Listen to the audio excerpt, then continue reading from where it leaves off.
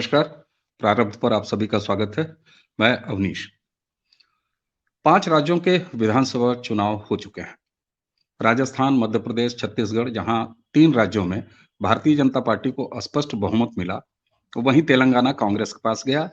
लेकिन साथ ही साथ मिजोरम में भी कांग्रेस सत्ता से बहुत दूर रही और वहां एक नई पार्टी जो कि एक नौकरशाह ने बनाई है, उसका उदय हुआ। बात ये भी चल रही है कि देर सवेर वो पार्टी भी एनडीए का हिस्सा होगी। बहरहाल ये भविष्य की बात है। आज की बात राजस्थान के बहाने से हम कर रहे हैं दर्शकों। राजस्थान में हालांकि मध्य प्रदेश में भी अभी मुख्यमंत्री की घोषणा नहीं हुई है। छत्तीसगढ़ में भी मुख्यमंत्री की घोषणा नहीं हुई है। उसी तरह राजस्थान में भी नहीं हुई है। आप सभी ने अगर ध्यान दिया हो तो भारतीय जनता पार्टी की एक एक ये नई रणनीति है, जिसके तहत चुनाव जीत जाने के बाद भी वो एक पूरी अपनी लोकतांत्रिक पार्टी के अंदर की प्रक्रिया को पूरी करती है। यानी विधायकों की बैठक होती है, बाकायदे केंद्रीय पर्यवेक्षक जाते हैं, वहां का जो नेता होते हैं उनसे बात होती है। यानी कि एक स्वस्थ लोकतांत्रिक प्रक्रिया से बाकायदे समय लेती है भारतीय जनता पार्टी, और कुल मिला के जो ये समय लगा देती है मुख्यमंत्री का चयन करने और नई सरकार का के शपथ ग्रहण में, दरअसल वो एक ऐसी मैसेजिंग है जो नई भारतीय जनता पार्टी 2014 के बाद से लगातार दे रही है, जिसमें विधायकों की भावना का ख्याल रखा जाता है, स्थानीय भावना का ख्याल रखा जाता है, और कोई आला कमान से पर्ची निकला हुआ नाम सामने नहीं आता है। अगर ये होना होता तो चुनाव जीतने के तुरंत बाद भारतीय जनता पार्टी ऐसा कर रही होती। हालांकि विपक्ष में विरोधी कहने वाले ये करते हैं कि साहब वहां पर मुख्यमंत्रियों की कई सारी रेस है, बहुत सारी परेशानियां हैं, शायद बीजेपी को इसलिए समय लगता है। लेकिन इसके उलट मैसेज ये जाता है कि लोकतांत्रिक प्रक्रिया से ही भारतीय जनता पार्टी अपने क्षेत्रीय छत्रपों यानी मुख्यमंत्रियों का चुनाव करती है। एक चीज और चौंकाती है, भारतीय जनता पार्टी का लगातार 2014 के बाद से आप सभी ने देखा हो अगर, तो कब किसको किस पद का चुनाव लड़ा दे ये भरोसा भी अब नहीं रहता। राज्यपाल विधायक का चुनाव लड़ते हुए देखे गए हैं, सांसद विधायक का चुनाव लड़ते हुए देखे गए हैं। तो आज राजस्थान के बहाने हम जरा कुछ और विषयों पर बात करेंगे। हमारे साथ में पुष्कर जी। पुष्कर जी, बहुत बहुत स्वागत है आपका। नमस्कार। नमस्कार अमीश जी दर्शकों, इस बार राजस्थान की बात करें तो उदाहरण के रूप में हम राजस्थान लेके चल रहे हैं। 7 सांसदों को, यानी 7 अपने सिटिंग सांसदों को भारतीय जनता पार्टी ने चुनाव मैदान में उतारा था, जिनमें से दिया कुमारी, राज्यवर्धन सिंह राठौर, किरोड़ी लाल मीणा और बालकनाथ, इन लोगों ने चुनाव भी जीता है। लेकिन महत्वपूर्ण ये बात है कि कल किरोड़ी लाल मीणा ने राज्यसभा से, राज्यवर्धन सिंह राठौर ने लोकसभा से, और दिया कुमारी जी ने अपने लोकसभा से इस्तीफा दे दिया।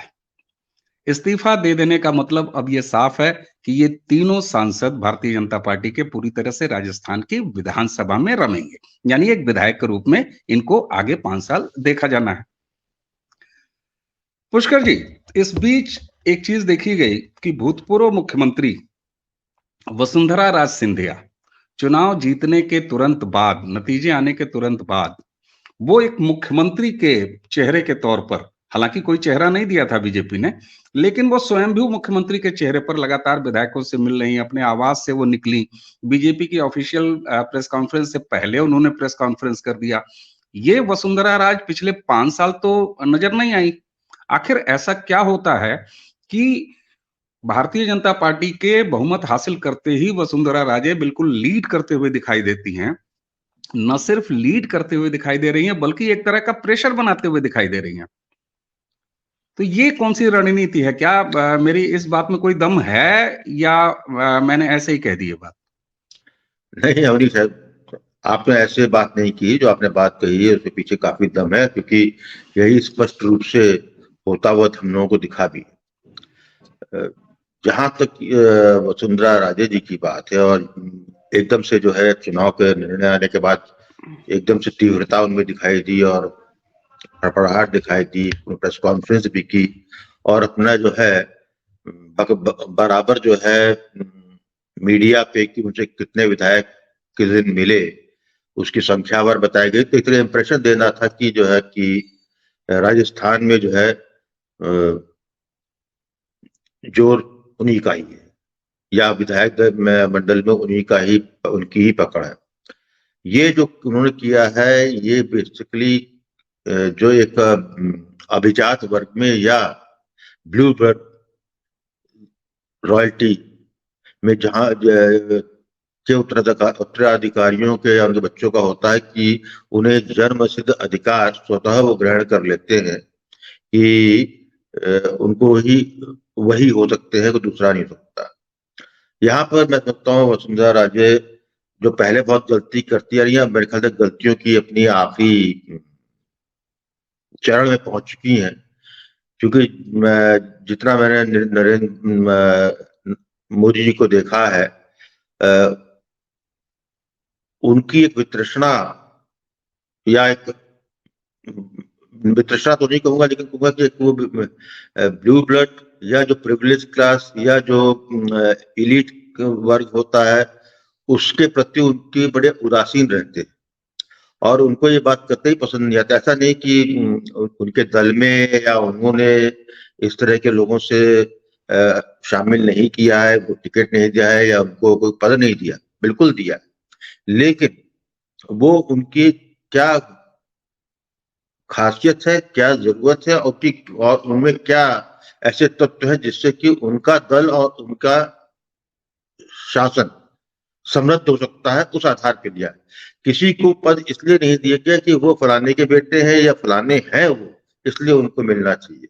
वसुंधरा राजे का ये प्रॉब्लम यही रही कि 2014 से कि जब से पहली बार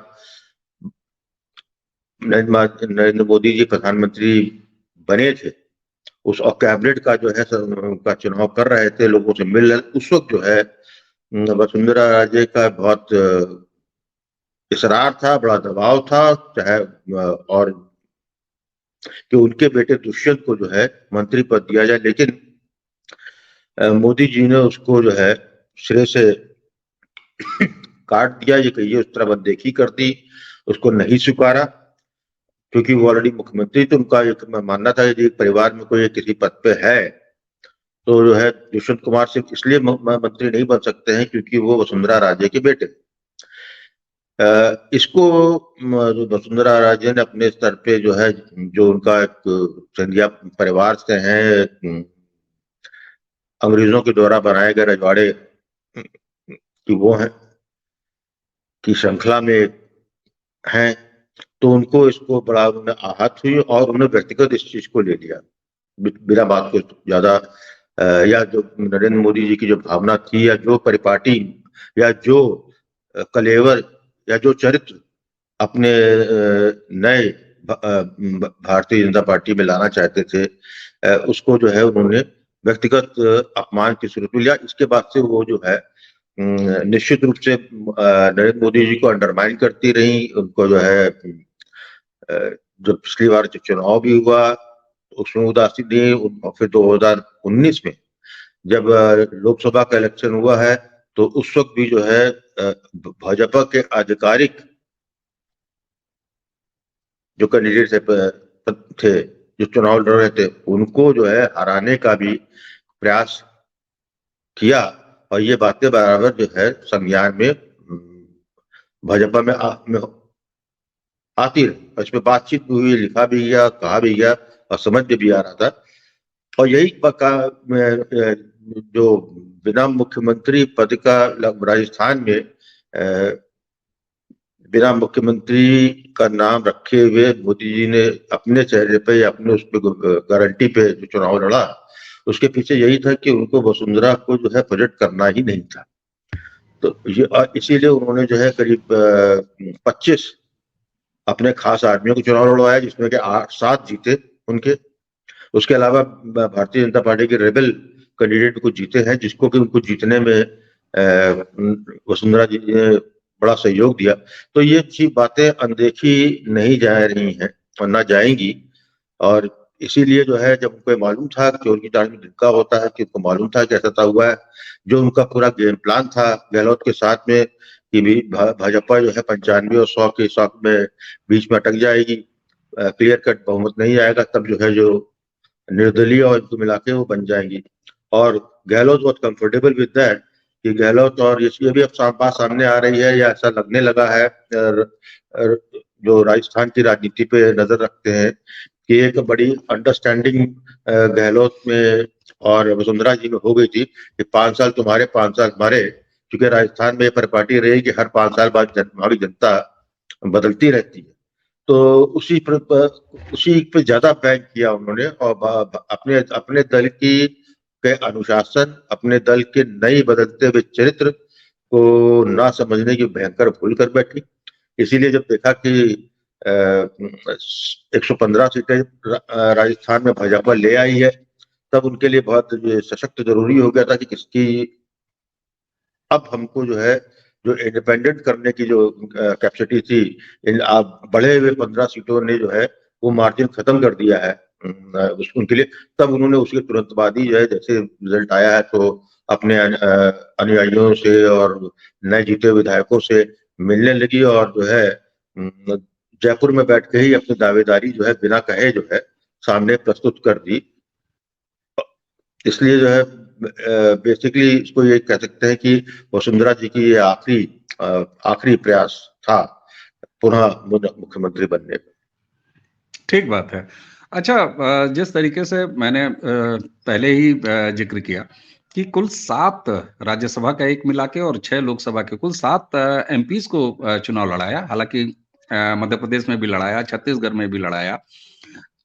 तो अब जो अंदर खाने से बात आ रही है निकल के, लगभग ये एक मोटा मोटी तय कर लिया है भारतीय जनता पार्टी ने और बाकायदे संदेश भी दे दिया है वसुंधरा राजे को कि मुख्यमंत्री इन 7 सांसदों, यानी जिनमें से ये दिया कुमारी, राज्यवर्धन सिंह राठौर, किरोड़ी लाल मीणा और बालकनाथ, तो ये एक मैसेजिंग अंदर खाने, जो मेरे पास अंदर खाने की बात है, जो भी बातचीत हो पाई है, तो ये हो गया है कि पार्टी ने ये साफ संदेश दे दिया है कि कोई सांसद ही मुख्यमंत्री बनने जा रहा है। नाम अभी भी क्लियर नहीं हुए।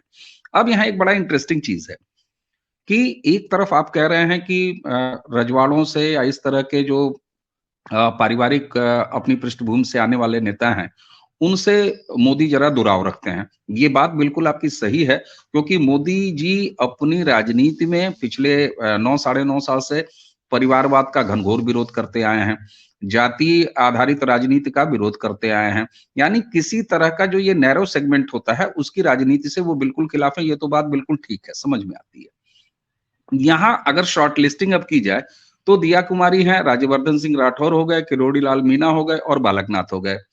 बालकनाथ जी का बड़ा अच्छा रेपो एक तरह से वसुंधरा राजे सिंधिया के साथ है।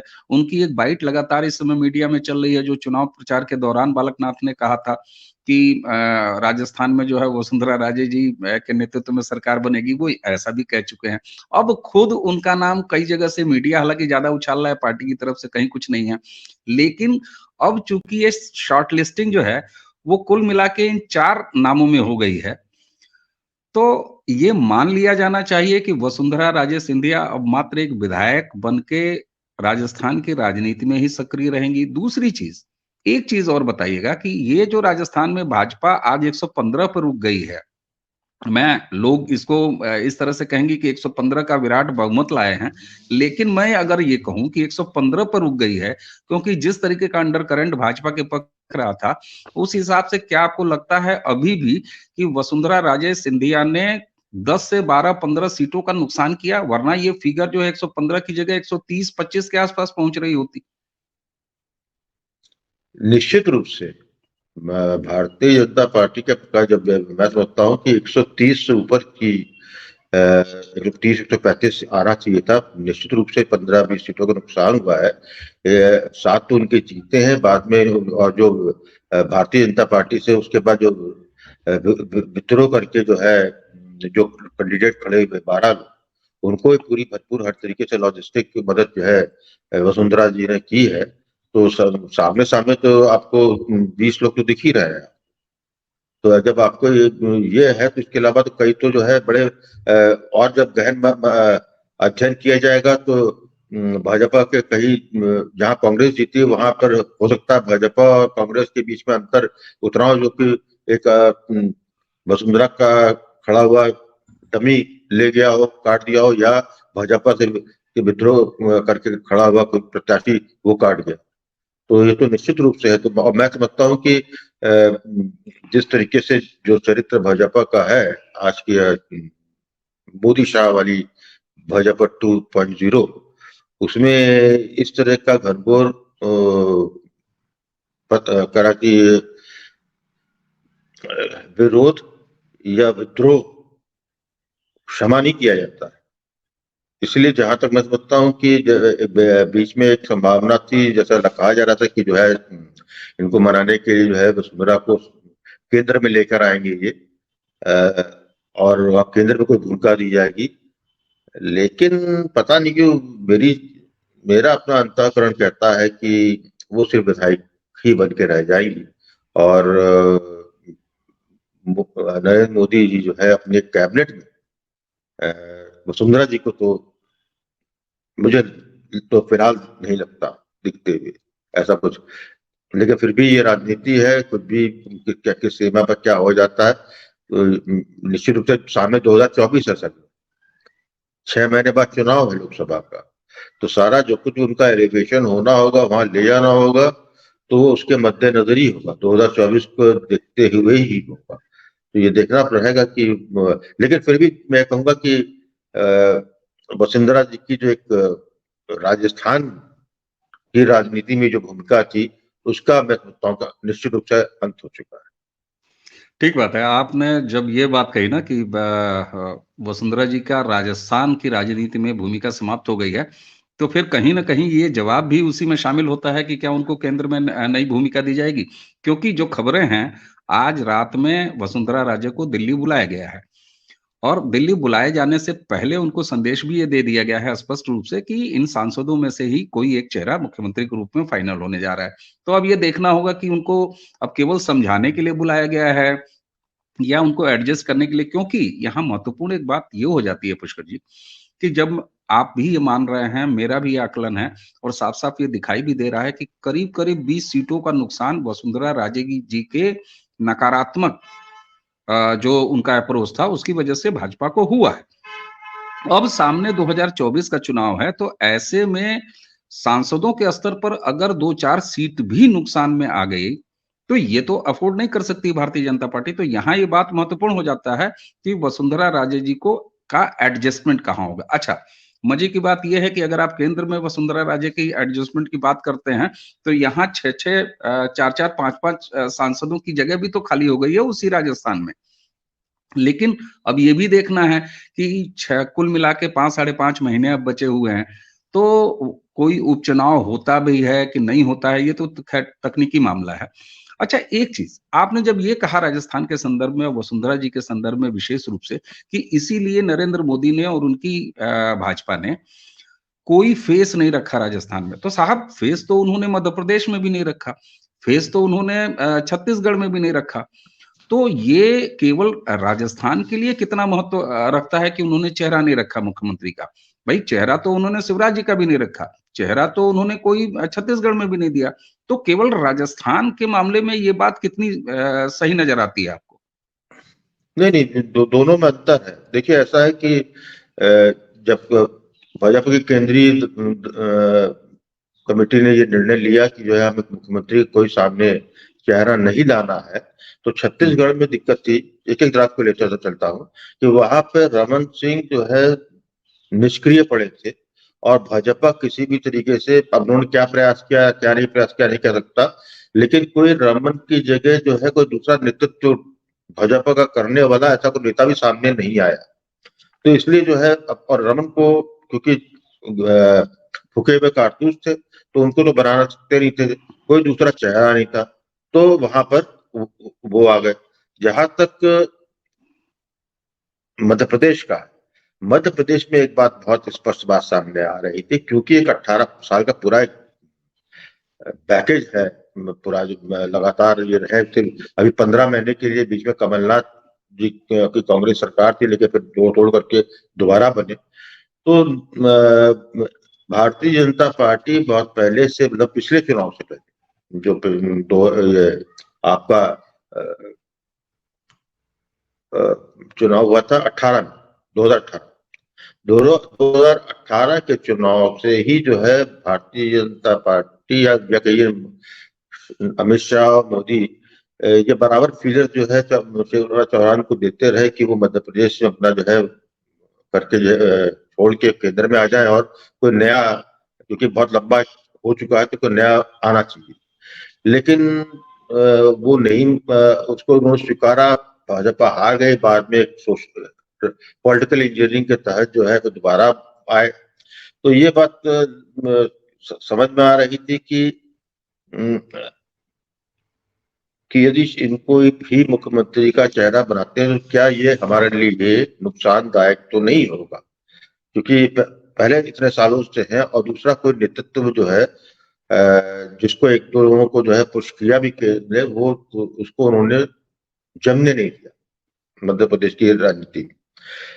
तो ये क्लियर कट था कि इनको हमें चेहरा लेकर नहीं जाएंगे, क्योंकि जो है बिना चेहरे के लेकर जाएंगे, क्योंकि वहां तक फीडबैक भी यही था कि कोई चेहरा जो है दूसरा लेकर आए तो हम जीते। तो उसका फायदा ये हुआ कि जब चेहरा नहीं आया दूसरा, तब शिवराज चौहान ने उसको स्वीकार करते हुए दुगनी मेहनत से आज जो आपको सफलता जब मध्य प्रदेश में दिख रही है, उसमें शिवराज चौहान का जो है बड़ा योगदान माना जाएगा, क्योंकि इतनी इतनी कल्पना तो मैं समझता हूँ भाजपा ने केंद्रीय उसने भी नहीं की होगी, केंद्रीय दल ने। तो उसका फायदा हुआ। तो यहाँ पे कॉन्ट्रास्ट आया था राजस्थान और मध्य प्रदेश का, कि एक को जब चेहरा नहीं था तो उसने और मेहनत करके आज पोजीशन ये है कि आज दुविधा में भाजपा। ठीक बात है। ये अच्छा, ये जरूर ये बात जरूर कल आ गई थी, पीएमओ से आई है ये बात कि तीनों ही जगह नए चेहरे होंगे। ये सांसद वाली बात मुझे नहीं पता लगी, लेकिन मुझको ये पता है कि ये पीएमओ से जो निकली खबर, लीक खबर हुई है, जो लीक की गई है कि राजस्थान, छत्तीसगढ़ और मध्य प्रदेश में तीनों ही जगह नए चेहरे होंगे। सांसद की बात ना, विधायक की बात नहीं जो थी, बाद में कुछ हो मैं नहीं जानता। तो इसका मतलब यह है कि शिवराज चौहान जिस तरीके से दिल्ली ना जाके छिंदवाड़ा चले गए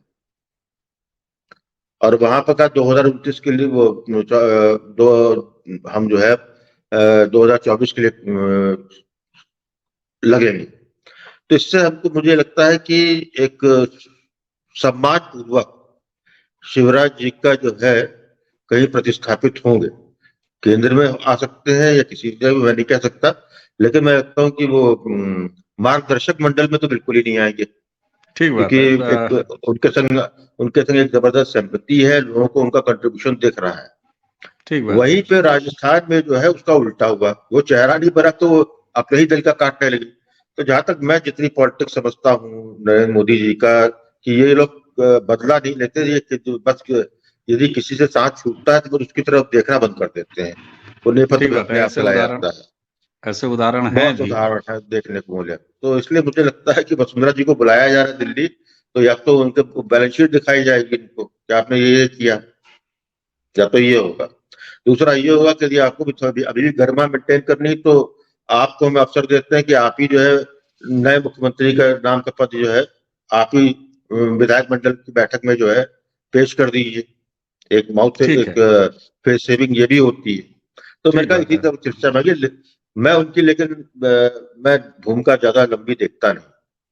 ठीक बात है, अच्छी बात है। भूमिका बहुत ज़्यादा लंबी आप नहीं देख रहे हैं, वो स्थितियाँ भी ऐसी बता रही हैं और उनके खुद के काम ऐसे बता रहे हैं वसुंधरा जी के। लेकिन ये भी एक कटु सत्य सामने है कि 2024 की लड़ाई बिल्कुल मुहाने पे खड़ी है। 5 महीने, साढ़े 5, 6 महीने का कुल वक़्त है। हाँ तो वो ठीक है। तो उसको ऐसे में कम से कम 2 बड़े राज्य मध्य प्रदेश और राजस्थान, जहाँ से एक अच्छे खासे सांसदों की संख्या आती है, वहाँ कोई इस तरह का गहरा असंतोष जो कि 2024 के नतीजों पर कोई फ़र्क डाल सकता हो, इसको भी अफ़ोर्ड करने में सक्षम नहीं महसूस कर रही होगी केंद्रीय नेतृत्व भारतीय जनता पार्टी की, ये बात भी उतनी ही सही है।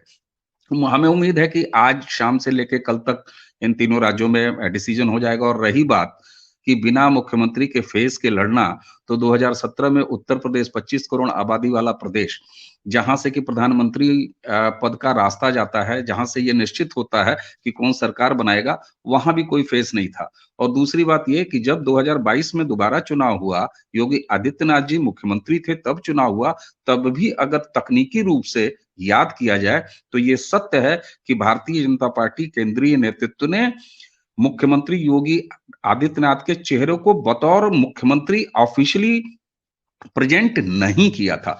तो संभवतः ये एक जो एकरूपता दिखाई दे रही है 2014 के बाद नई भाजपा में, ये साफ है कि नरेंद्र मोदी अपने भाषणों में भी कहते रहे कि आपका प्रत्याशी कमल है, यानी विधायक के रूप में हो चाहे मुख्यमंत्री के रूप में हो। तो मुझे लगता है कि ये एक नई रणनीति है भारतीय जनता पार्टी की, जहां सिंबल, जहां पार्टी, जहां सेंट्रल लीडरशिप की क्रेडिबिलिटी, उसके तहत ये चुनाव लड़ती है और सफलता जब हासिल करती है तो अपने किसी भी कर्मठी कार्यकर्ता को, किसी भी कर्मठी नेता को वहां पर लगाती है और उससे भरपूर रिजल्ट लेती है। तो उम्मीद की बिल्कुल। जानी चाहिए कि वसुंधरा जी का जो फैसला उनकी पार्टी उनके लिए करेगी, उनको स्वीकार होगा। हालांकि धीरे धीरे लाइन वो बदलने भी लगी हैं। अब दिल्ली पहुंचने के बाद उनका दिखाई देगा, क्योंकि देखिए, कोई भी नेता पद के लिए राजनीति करता है, राजनीति में आता इसीलिए है। शिवराज जी चौहान वो भी रिजल्ट के तुरंत बाद एक अलग तरीके का मूव करते हुए दिखे, वैसे ही वसुंधरा जी हुई। लेकिन भारतीय जनता पार्टी की एक विशेषता ये भी है कि जितने लोकतांत्रिक ढंग से ये अपने नेता का चुनाव करते हैं, अपने मुख्यमंत्रियों का चुनाव करते हैं, उतने ही अनुशासित तरीके से पार्टी का जो भी फैसला होता है उसको स्वीकार भी करते हैं। इसके भी बहुत सारे उदाहरण हैं, क्या केंद्र क्या राज्य। तो पुष्कर जी, मुझे लगता है कि बहुत जल्द ही हमारे दर्शक जब शाम तक ये वीडियो देख रहे होंगे, लगातार इस पर कमेंट कर रहे होंगे, तो उसी बीच में संभवतः इन तीनों राज्यों के मुख्यमंत्रियों का नाम भी सामने आ जाएगा। पुष्कर जी, ये चर्चा में आपने भाग लिया, आपको बहुत बहुत धन्यवाद। तो दर्शकों, इसी के साथ आज की चर्चा समाप्त करते हैं। हमें और पुष्कर अवस्थी जी दोनों को आज्ञा दीजिए। बहुत बहुत नमस्कार, प्रणाम, जय श्री राम। नमस्कार।